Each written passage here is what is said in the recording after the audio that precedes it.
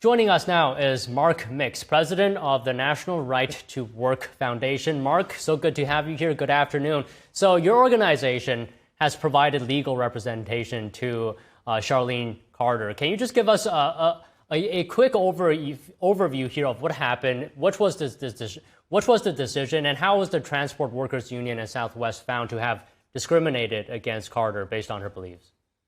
Yeah, Don, this is a 9-year odyssey, legal odyssey for an individual employee who basically communicated with her union official, the people that, quote, represent her in her workplace, in a private messaging system saying she opposed what the union was doing with her money that she had to pay as a condition of employment. She couldn't have continued to work at Southwest unless she paid the Transportation Workers Union money each month for the right to work.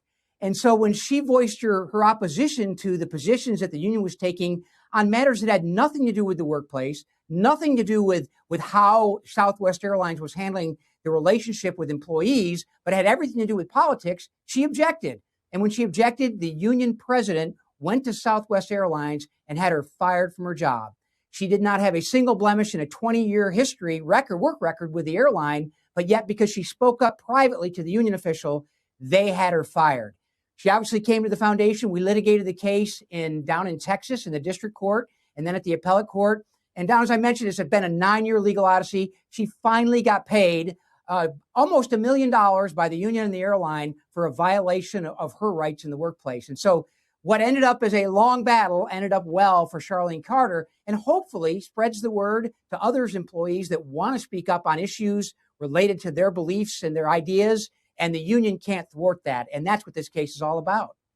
Okay, so Mark, can you reiterate for us again, because I think this is important. What is the problem, or is there an inherent problem that you see with unions using its resources for political advocacy that doesn't necessarily align with members who actually are paying fees?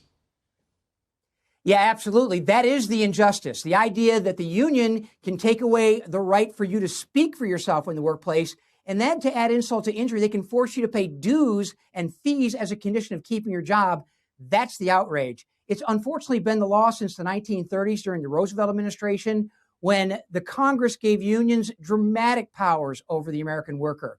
And the idea that you're forced to give money to a private organization, i.e. a union, that will use that money for political or ideological causes that you oppose, that basically violate your morality and violate the very essence of who you are and what you believe, and then to have them be able to punish you when you say something about it is an injustice. And unfortunately, it's still the operational law under the Railway Labor Act, which covers airlines, and under the private sector labor law, which covers private sector employees, for workers who are not laboring in right-to-work states, where they can withhold that money if the union's using it for causes like this. It's an outrage.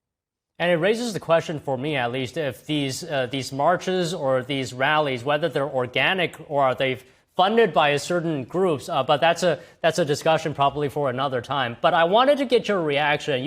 Even though courts confirmed the Transportation Workers Union and Southwest violated Carter's rights, she's still forced to subsidize to pay the union. What is your reaction to this?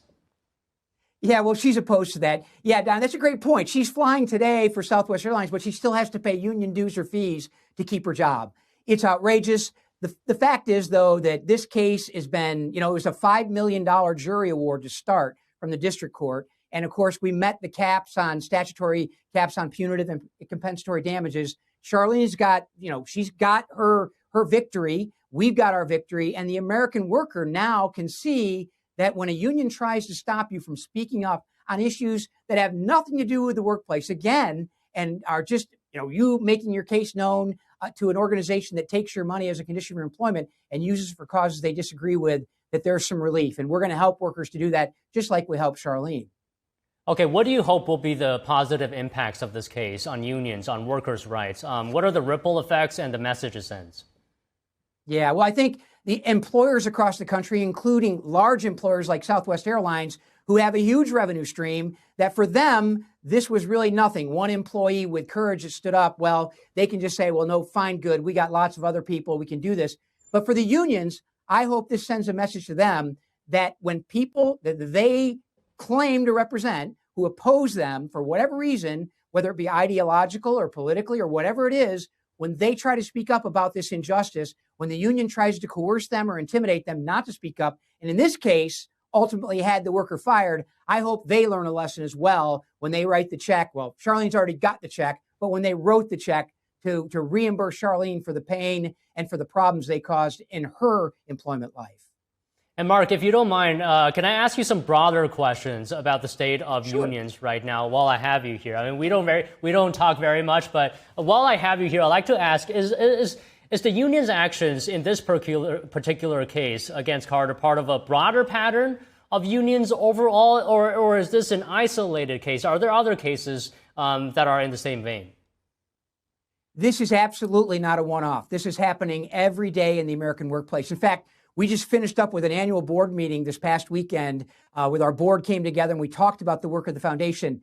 Don, we have 298 active cases on behalf of employees across the country in every walk of life, whether it be in a grocery store or an airline or a security guard or a truck driver. We're helping employees who have the courage to stand up and fight this vindicate their rights. And in the meantime, as we win these individual cases, getting people out of unions they never asked for, never voted for, never wanted, and we can actually broadcast this to more and more workers, and it just kind of explodes the number of calls, the number of contacts, and the number of requests we're getting for legal help across the country. So this is not a one-off. Unfortunately, it's happening every day. This is a dog bites man story, as opposed to Charlene, who man bites dog when she wins one, almost $1 million in relief from a union that violated her rights.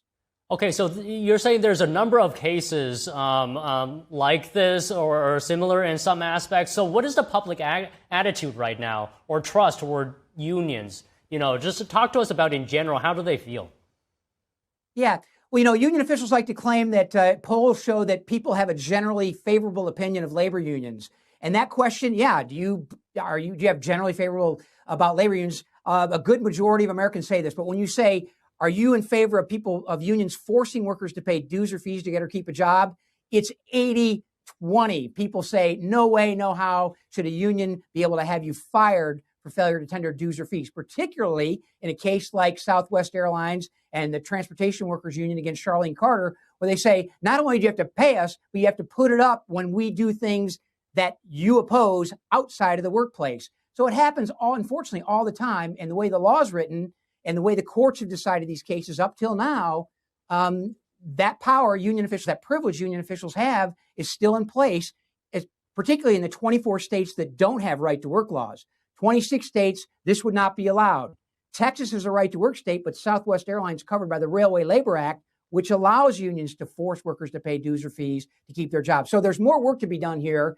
We'll keep doing it. And cases like this show that we can be successful defending workers across America from forced unionism. Yeah, I really respect the work you guys are doing here. Just one final question, Mark. You know, unions are supposed to protect workers. How are they doing on that?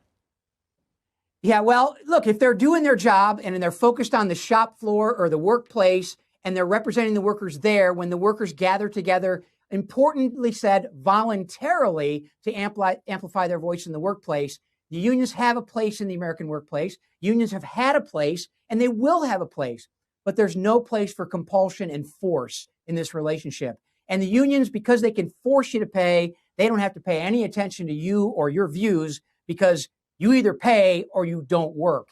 That's a wrong model. It's a bad model for the unions. And I suggest to them, if they would rely on voluntarism, actually providing services to workers they claim to represent, and do that voluntarily, they'd be a whole lot better off than using the force and compulsion of a law that we will overturn eventually. Now, we'll get it done, we'll fix it. But if they would rely on voluntarism as opposed to compulsion, they'd be a whole lot better off. Well, all right, Mark, really enjoyed today's conversation, and thank you for protecting workers' rights. My pleasure. Thank you for publicizing all this. This is an important part of it as well. Thank you. Thank you.